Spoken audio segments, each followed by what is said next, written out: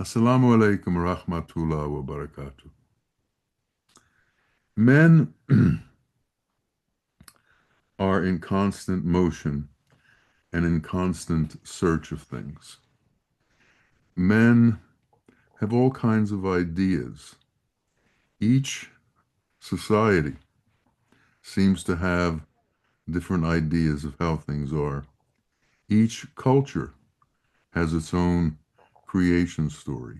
Each culture has its own way of approaching God, and they're all over the place. As you travel around the world, if you have the opportunity to travel the world, you'll see that the differences around the world are astonishing. But you'll also see the sameness among men are astonishing. The inability to pursue what is sensible and logical is often part of the situation that man has. There's a Nasruddin story that illustrates this, and it's actually my favorite Nasruddin story, so I've told it many times, but it's always worth repeating. In Nasruddin's little town, there was no electricity, but there was a generator at the mosque, and that generator lit one bulb above the entrance to the mosque. And it's about midnight, and Nasruddin is on his hands and knees as if he's looking for something in front of the mosque. And a friend of his walks by and says, "I'll help you." And he gets down on his hands and knees to help him look. And Nasruddin looks at him and says, "It wouldn't help." He said, "Why wouldn't it help?" He said, "Because I didn't lose the key here. I lost it in the woods." He said, "Why are you looking here?" He says, "The only place with a light." And that's how most of the people in the world react. They see a light and they move towards the light. Well, there are all kinds of scams in this world, and the scams have learned to produce light, but they haven't learned to produce reality. They've learned to produce that which glitters, but they haven't learned to produce reality. So what we do is we chase these glitters in the world as if they were real, not knowing, not realizing that they are not real. Satan set up billboards across the world advertising hell. And on these billboards, he had pictures of beautiful women and beautiful men, beautiful meals, everything at its best. And people, being who people are, saw these advertisements and tried to contact Satan as to how can they get a look at all this. And uh, he responded to them, and he said, "Well, you have to sign a contract with me that you're willing to come with me, and I'll show you everything." And they do, and he takes them. But when he gets there, when the person gets there, it's not like the billboards. It's worms and degraded things and torture. And they ask Satan, "What about the billboards?" He said, "Well, they're just advertisements. That's what brings you here. What we do when we get you here is entirely different." And so it is with the world. The world is full of advertisements. The world is full of attachments. The world is full of glitters.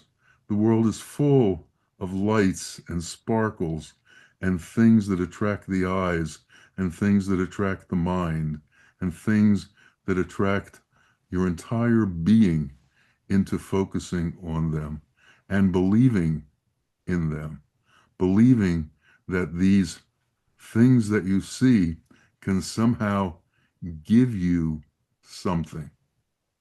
So The whole world is trying to give you something. But of course, there's a price. There's a price for everything they give because the world is a place of business. The world is transactional. I give you, you give me. There's no free rides here. Somehow, we have to learn that the way of the world is not the way of God. The way of the interaction of man in the world is not the way of God. The way of commerce between nations is not the way of God. The way of God is outside of the realm of transaction. It's outside of the realm of buying and selling. It's outside of the realm of monetary exchange. It's outside of the realm of exchange of goods and services. It's outside of the realm of tit for tat. It's outside of the realm for I do something for you, you do something for me. The world of God is a world of giving and a world of unconditional love and a world of unconditional compassion and unconditional surrender. The world of God is the world of one, where all is one and all have surrendered to that one. And we individually have to begin to learn about that. We're not going to learn by looking at others and copying them or accepting dogma. We're going to learn, if we're fortunate enough to have a mentor, what surrender is. And we have to be very careful who we allow to be our mentors. Our mentors cannot, for instance, charge money. Our mentors cannot, for instance, have self-motive and self-interest. If they have these things, they aren't pure enough for you. And to take you where you need to go, you need a very pure teacher whose intent towards you is altruistic, whose intent towards you is about you, not about him. He's already accomplished what he needs to accomplish. Of course, he's also moving forward at his own pace, but he's not there to become bigger. He's not there to earn more. He's not there to become famous. He's not there to become a ruler. He's not there to have power. He's there to give. And when you find that, then you can begin to take that journey and take what's being given. And what's being given, if it's a true teacher, is unconditional love. Unconditional love is a very rare thing. It's a very rare situation. It is outside of the bounds of almost all of man's interaction with man, including religious interaction. Do the religions give unconditional love to the other religions? Does Hinduism give unconditional love to Islam? Does Islam give unconditional love to Hinduism? Ask yourself that and look at what goes on in reality. Look at what goes on between them. Look at what goes on in the actual daily interaction between these groups who preach the unity of God, who talk about the unity of God. But as soon as you change the names, a rose is no longer a rose. Think about that. A rose is no longer a rose because it has a different name. The point being that the truth is the truth is the truth. And Gandhi once said, I used to think religion was the truth, but now I've learned that truth is the religion. So if you have fallen for the religion and haven't actually looked into the nature of the truth within the religion, you are not going to get very far because you're going to buy the dogma that the religion teaches. You're going to buy the cultural makeup that the religion teaches. You're going to buy all of the idiosyncrasies that that religion has used to separate itself from all the other religions. And you're going to become someone who waves the flag of your club as opposed to the flag of every other club. Imagine God sent the truth. God sent the words of reality, and they've become clubs. They become clubs for man to gather around to deny other people.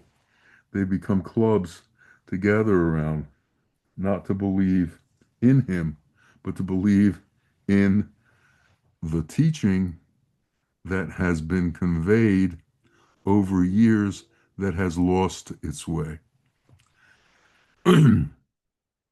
My teacher's name was Muhaiyaddeen.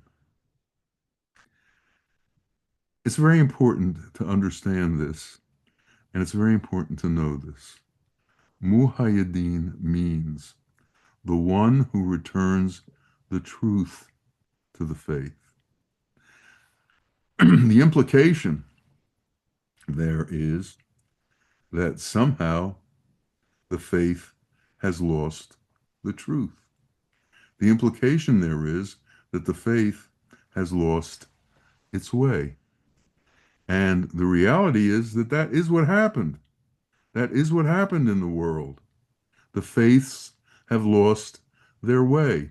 When the main objective of a religion is to cause war, or to cause dissension, or to cause differences, or to cause strife, or to cause difficulty, or to be an opposition force in the world, then it's lost its way. And we need to be able to see that.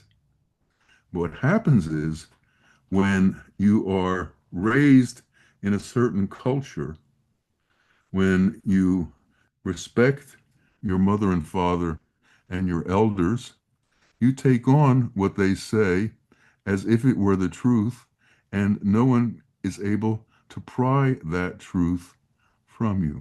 So we have all of these people who have been brought up in inappropriate teachings, in inappropriate ways, who hold on to these inappropriate teachings and inappropriate ways as if they were the absolute truth. Now, the ones who know will give you some directive and some hints on how to know if you're being taught the truth or not. One, is the teaching containing unconditional love? Or does it create separations? This is a very simple one. Are you being taught unconditional love towards all mankind, or are you being taught separations? This is the beginning of the difficulty within religions. They become institutions. And what's the main drive of an institution?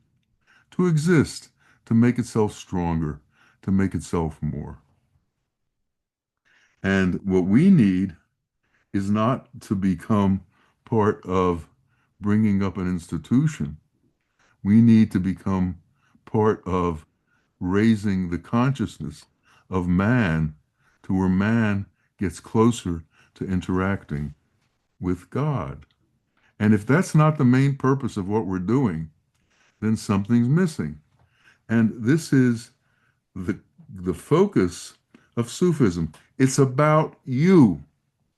It's about you and your consciousness. It's about you and your relationship with God. It's not about the group ethos and the group ethic. It's not about the name of the club. It's not about the power of the club. It's not about the importance of the club. It's about you and who you become and how you become it. When we understand that, we understand more and more. And we are able to decipher more and more in this world. Now, the mind is very interesting. The mind can't tell the difference between the past and the future. The mind can't tell the difference between time. If the mind goes off and begins to focus on an event that happened in the past, that event becomes as real for the mind as if that event were going on right now. If the mind focuses on events of the future, some very strange things happen. For instance, worrying is feeling future pain now without knowing the outcome of things. For some reason, you indicate, you predicate, you predict pain from a situation that you don't know the outcome of. So why do you do this? Why do you worry? Why do you get yourself involved in things that are beyond our knowledge at the moment? And that's because man is interested in manipulating form, and man is interested in getting the upper hand on God in these situations. Man thinks he can go beyond God and make things into the image that he wants for things to be. So his mind gives him scenarios. And in order to trap you, the mind needs to scare you. In order to hold on to you, the mind needs to worry you. And so people walk around all over the world worrying about stuff that hasn't happened yet and probably won't ever happen, which leads us to positive and negative thinking. If you can get rid of this tendency and enter into positive thinking, then your pathway through the world becomes much easier. It's almost like having an elephant walk in front of you and clearing the jungle so that you can walk easier. And the mind reiterates what it does. So if the mind is in a disposition that is negative, the next act that comes out of the mind will be negative, and so forth and so on until something breaks that projection, until something breaks that projection and makes it positive. And then your positive thoughts become the impetus for your next positive thought. Your positive thoughts become the incubator for a positive way of life. Your positive thoughts become that which is born in you over and over. Now, imagine you're sitting here and you have two different modes that your mind can go in. It can take a situation and be positive with it, or it can take the same situation and be negative with it. It changes your perspective. It changes your time. It changes who you are. It changes your reality. So time separates. Yogi Berra said, if you come to the crossroads, take one. And the point is that we're constantly coming to crossroads and we have to take one. But the one we have to take is the positive one. And the positive one will lead us to a positive timeline. The negative one will lead us to a negative timeline. And this negative timeline will circle. Now, what is time? Is it the passage of um, your age, or is it the consciousness growth or non-growth? Think about that. Is time the act of consciousness growing, or is time the act of consciousness receding? So if you're in a position, and all of us are, of receding and growing, time moves back and forth. We're not getting anywhere. Time seems to have passed, but nothing happened. Something should happen. What is that something? What is it that we need to understand in order to move forward in this world? What is that something that will take us to the next step in our own evolution, not in anybody else's evolution? The Quran indicates the importance of the individual, and it indicates it by saying, if a man saves one life, he can and has saved the entire universe. So, in the overall unity of existence, in the overall unity of mankind, one man can have tremendous influence on the world.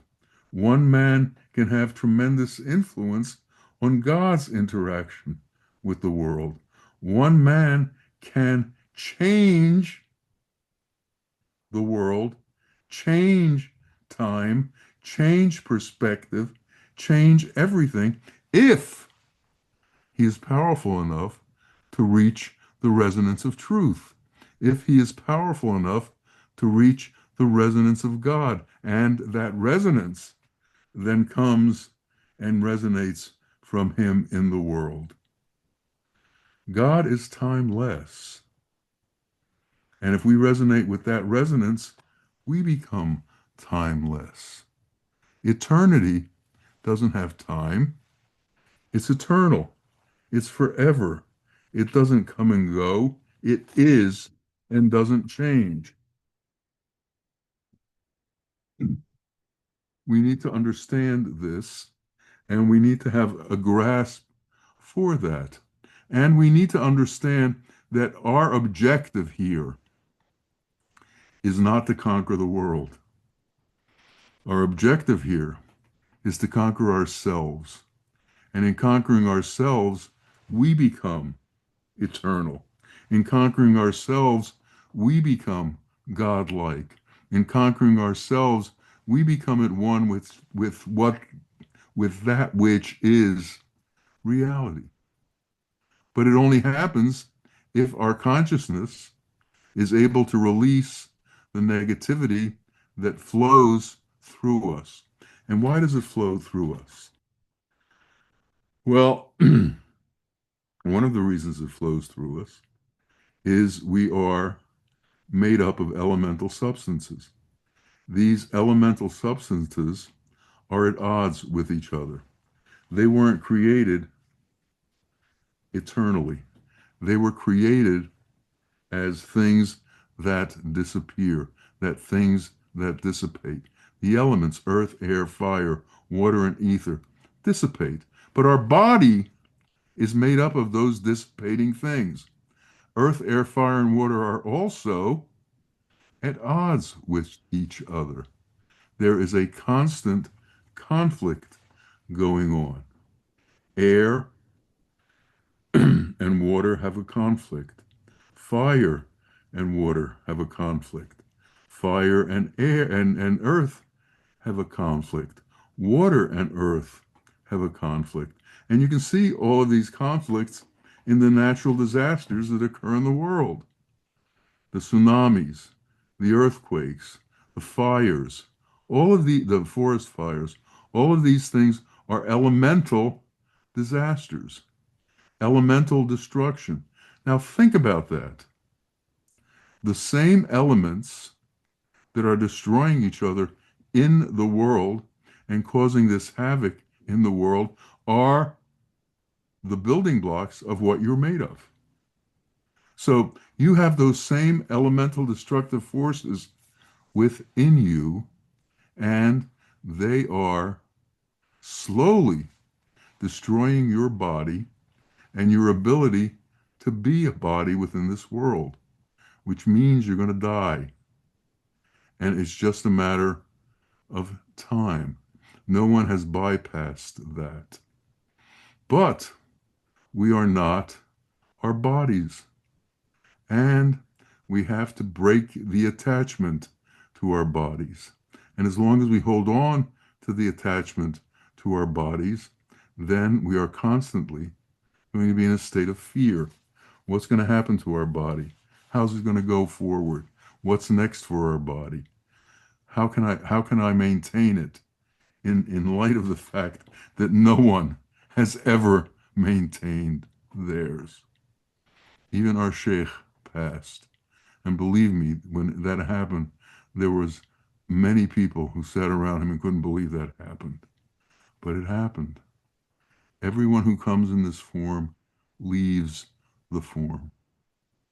That's the inevitable part of this life. And we need to understand that.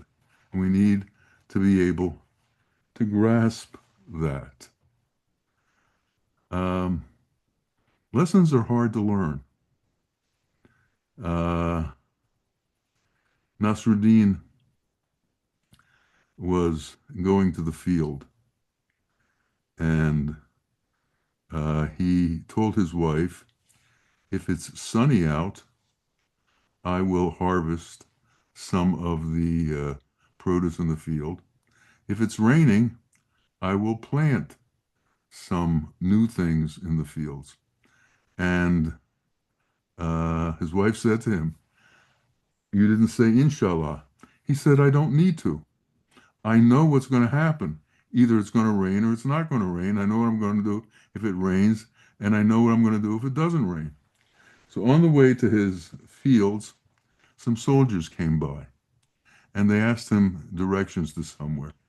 And he was very short with them and gave directions that didn't quite make sense. And they looked at him and they said, okay, walk and take us there. And he had no choice because they had guns. And he took them there. And finally, he was allowed to leave. And by the time he returned home, it was midnight. And his wife, and he's knocking on the door, and to let him in. And his wife says, who is it? And he said, it's me, Nasruddin, inshallah. You never know what's going to happen. You never know what's going to happen next. You never know if you're still there or not still there anymore. And these are the lessons that Nasruddin tried to teach. Nasruddin would ride backwards on his donkey, and you've all seen representations of him riding backwards on his donkey, sitting backwards. And the reason was so that he could see his congregation as they were following him. Because if he sat forwards, he'd have his back to them. And having his back to them was incredibly impolite. So he rode backwards. And for him, riding backwards made more sense than riding forwards makes for other people. And so in all his things, he rode a little bit backwards. But in his backwards riding, he came up with explanations for things that people couldn't otherwise see, that people couldn't otherwise understand. We have to learn that in this world, things are camouflaged. The truth is camouflaged. We can't always see what is reality. We can't always see what the truth is. It should be self-evident to most men that there's something wrong with killing. It should be self-evident to most people that there's something wrong with torturing people. It should be self-evident to most people that hating others, there's a problem there. There's something wrong with there. It should be self-evident to most people that God created everything, not just them. But for some reason, these things aren't self-evident. They aren't even understood. And people will argue with you vehemently about the nature of their religion and the superiority of it. The fact that other religions didn't get what they got, the fact that the word came to them in a different way, and that they somehow have control and power over you, that they are the true representatives of God. God's resonance comes into this world at a steady pace, and it comes through what is called a ketub. And a ketub is the unity between man and God in this world, the axis that the world turns around on. A ketub is a Muhaiyaddeen. A ketub is someone who tells the truth. Ketub is someone who brings the true understanding of faith back into the world. And a ketub is constantly denied by Satan, denied by the religions, denied by truth. They say, unless he follows our specific rules and regulations, he can't be the truth. And what people have lost sight of is their specific rules and regulations lost the truth a long time ago. And it's been lost purposefully. It's been lost so that man could be manipulated and man could be controlled.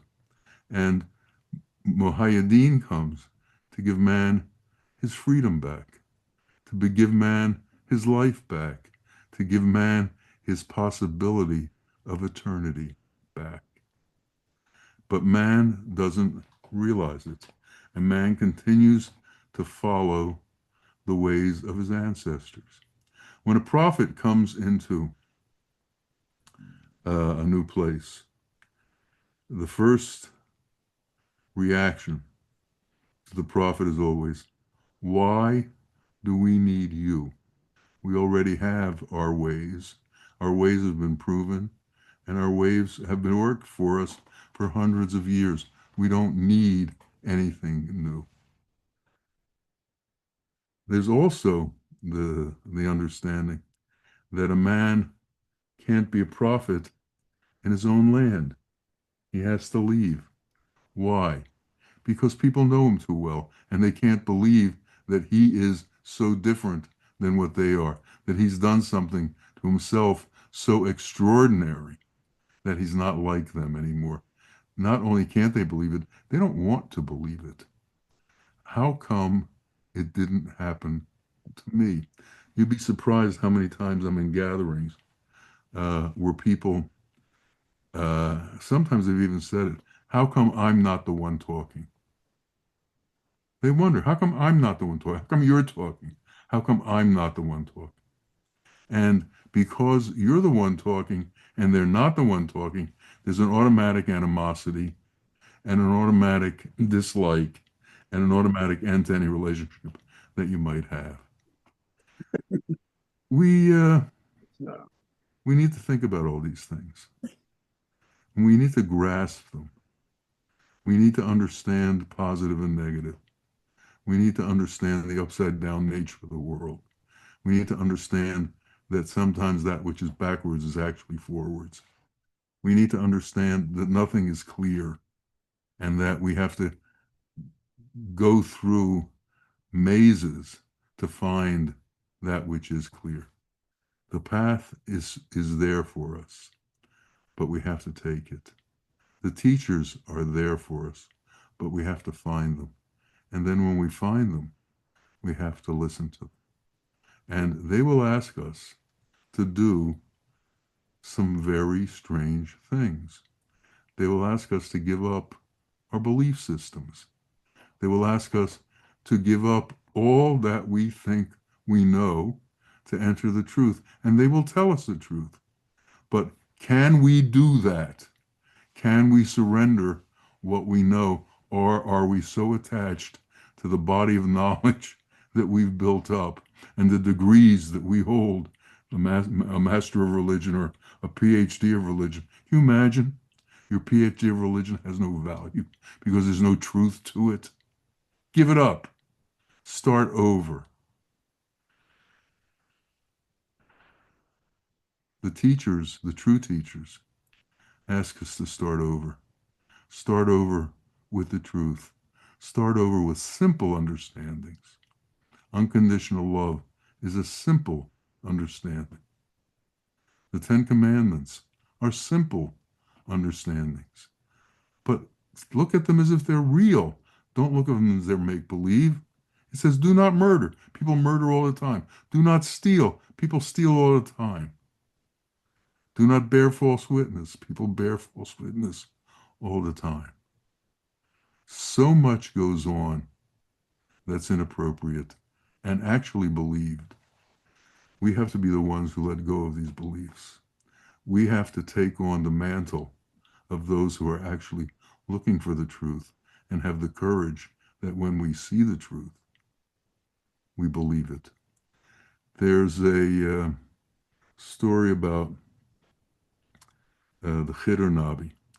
The Khidr Nabi is the eternal prophet.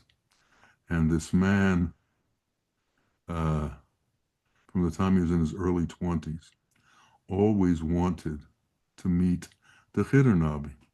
So he sat and meditated and meditated and meditated. And one day a picture of the Khidr Nabi came to his mind. And he drew the picture and he put it in his shirt pocket. And then he went on a search for the Khidr Nabi. And he went from town to town, village to village, country to country for 18 years. Finally, on the 18th year, he asked the same question he'd asked everywhere else. Has anyone seen or heard of the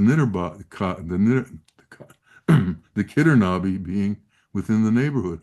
And they said, yes, he's in that house right over there. How fortunate you are. Go see him. So he went to the house. They let him in.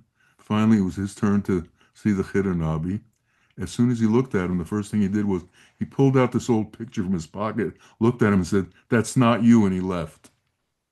This is what we do to ourselves. We have preformed ideas of the way things should be, and we hold on to these preformed ideas as if they are reality, and if anybody asks us to change them, we walk away. Learn to stay. Learn to hold on to the truth. Learn to accept the truth. Learn to not let Satan interfere with your acceptance of the truth. May we all come to the point where the truth belongs to us, where it enters us freely, and we don't become impediments to it, where we allow it to happen and allow it to move forward and allow our consciousness to grow so that we become to the point where when we're not here, God is here. May it be so for each and every one of us. Ameen. Ameen. Ya Rabbil Alameen. Assalamu alaikum wa rahmatullahi wa barakatuh.